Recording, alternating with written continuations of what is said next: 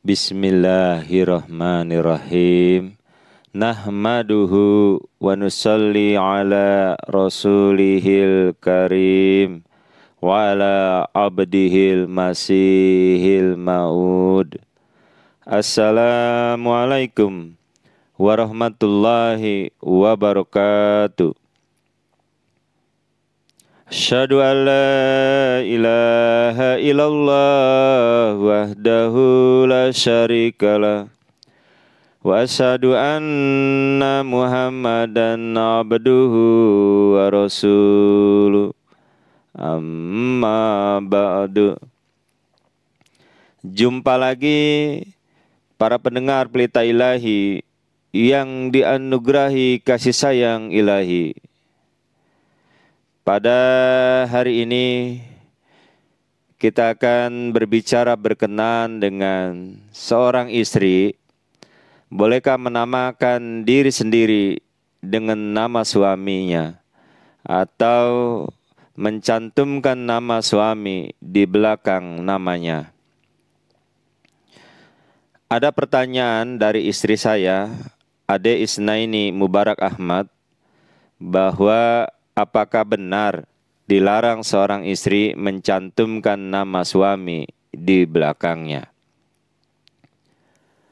Perlu kita pahami dan ketahui bahwa mencantumkan nama suami di belakang istri dengan tujuan li ta'rif, yaitu untuk lebih mengetahui, untuk lebih mengenal secara spesifik si pemilik nama, yakni bukan untuk tujuan nasab, namun untuk ta'rif.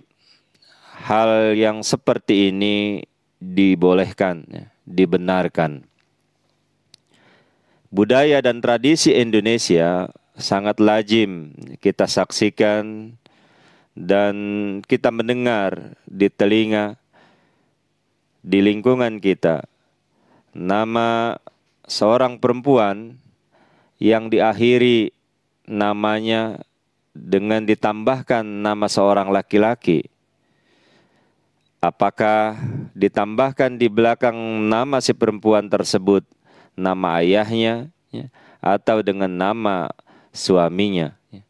Seperti nama istri saya tadi, ya, Ade Isnaini Mubarak, ya, suaminya Mubarak Ahmad, ya. Ade Isnaini binti Awaludin, ya, nama ayahnya adalah Awaludin. Ya, jadi misalnya ya, tadi seperti itu. Atau yang lainnya, misalnya Fatimah Ahmad, ya, dan lain-lain. Berkenaan dengan ini, ada sebagian orang mengharamkan seorang wanita mencantumkan nama suaminya di belakang namanya dengan dalil ya, mencantumkan Quran suci surah Al-Ahzab surah 5 ya, yang tidak dihitung dengan basmalah, dan juga ada 2 hadis. Intinya mengatakan bahwa wanita yang melakukan praktek-praktek semacam ini adalah terlaknat, kafir, bahkan dikatakan ekstrim, tidak akan masuk surga. Apakah benar ya, demikian? Para pendengar Pelita Ilahi yang dianugerahi kasih sayang ilahi, terlebih dahulu jika kita telusuri referensi yang paling otoritatif, ya, viral, ya, daripada dari omongan ke omongan, ya, adalah bersumber dari Arab Saudi, yakni berdasarkan fatwa Lajnah Daimah. Pertanyaan ketiga dari fatwa nomor 18.147 dengan beberapa dalil yang dipakai untuk menyatakan hal itu. Pertama adalah Quran surah Al-Ahzab, surah 33 ayat 5 yang tidak dihitung dengan basmalah. Potongannya yang berbunyi, Ud'uhum li'abaihim huwa aqsatu indallah Artinya panggillah mereka, yaitu anak-anak angkat di sini, ya, dengan memakai nama bapak-bapak mereka. Itulah yang lebih adil di sisi Allah. Ya, ini dalam surah Al-Ahzab surah 5 yang tidak dihitung dengan basmalah. Lalu di dalam hadis, ya, 2 hadis tadi dikatakan, yang pertama, man da'a ila ghairi abihi wa huwa ya'lamu annahu ghairu abihi fal jannatu alaihi haram. Barang siapa, ya, sini mengakui bernasab kepada selain ayahnya dan ia mengetahui bahwa ia bukan ayahnya, maka surga haram baginya. Hadis Bukhari dan Muslim. Hadis yang lainnya dikatakan bahwa artinya dari Abu Dzar radhiyallahu anhu, ia mendengar bahwa Nabi Muhammad SAW bersabda, tiada seorang pun yang menasabkannya dirinya kepada orang lain selain bapaknya dengan sengaja, melainkan ia telah kufur, telah kafir. Hadis riwayat Bukhari.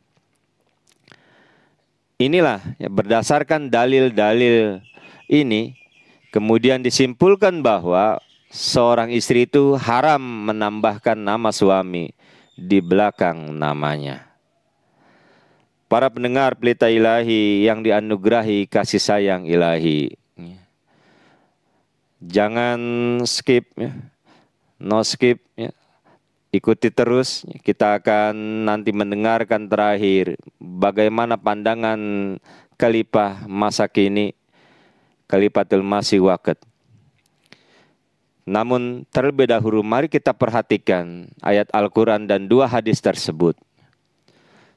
Dalam surah Al-Ahzab surah 33 ayat 5 itu menerangkan seorang anak angkat tidak bisa secara nasab menjadi bapak yang sejati, bapak yang hakiki, bapak yang sebenarnya.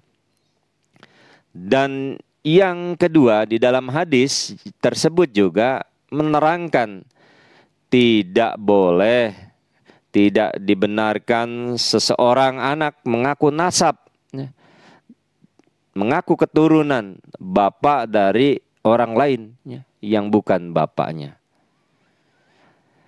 Hal ini beda dengan keadaan kita di Indonesia.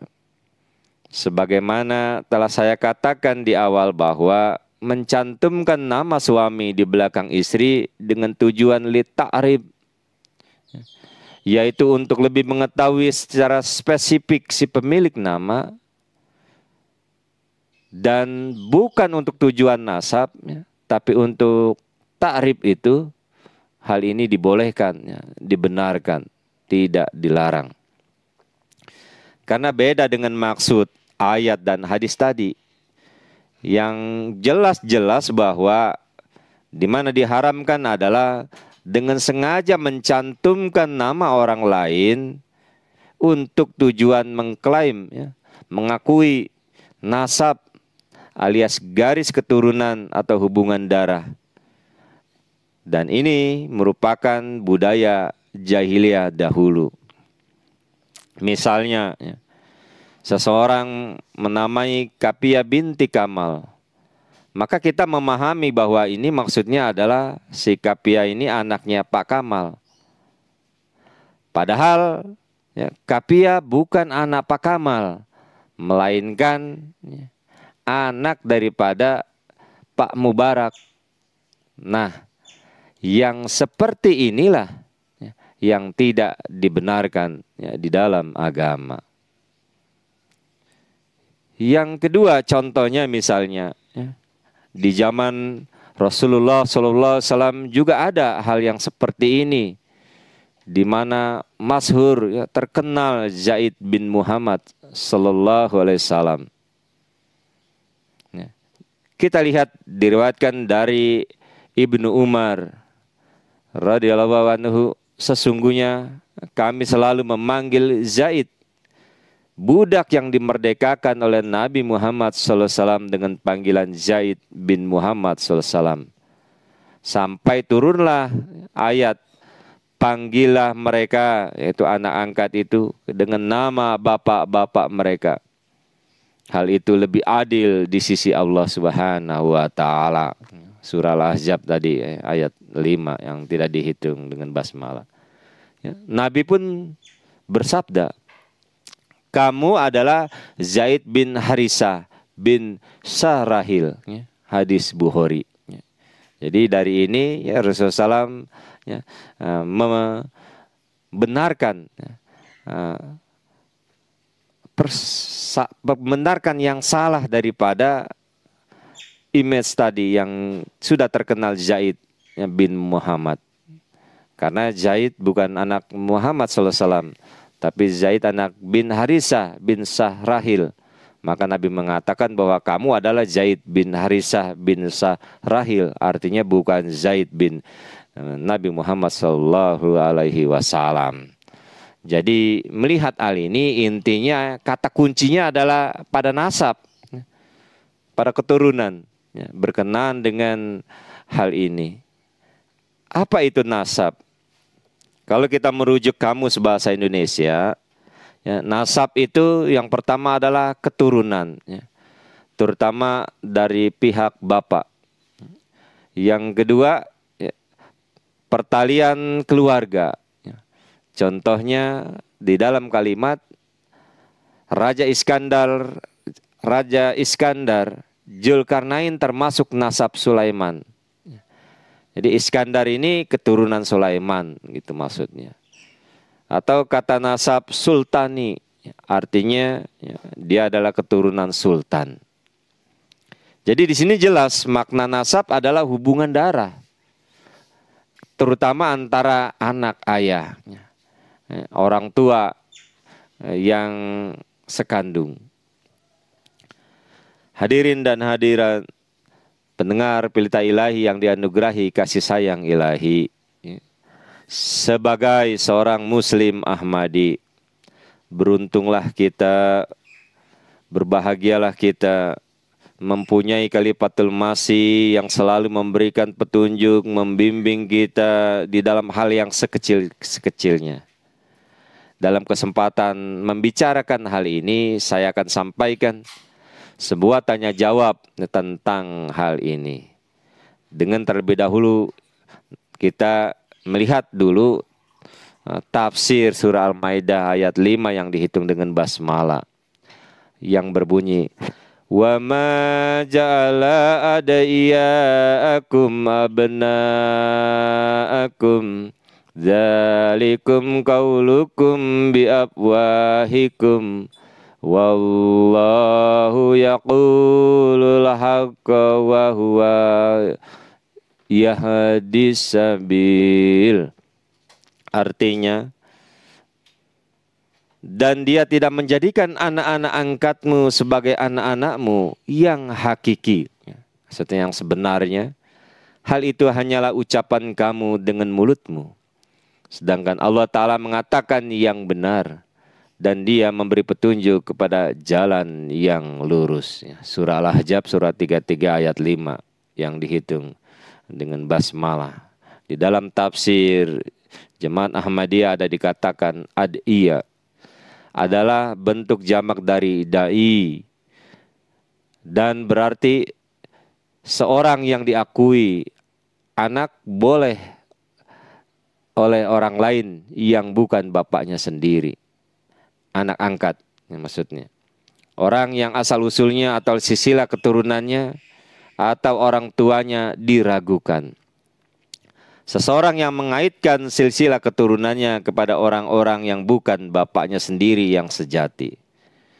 Nah, ayat ini berikhtiar menghapuskan dua macam adat kebiasaan yang mendara daging dan yang tersebar luas di kalangan bangsa Arab di zaman Rasulullah SAW.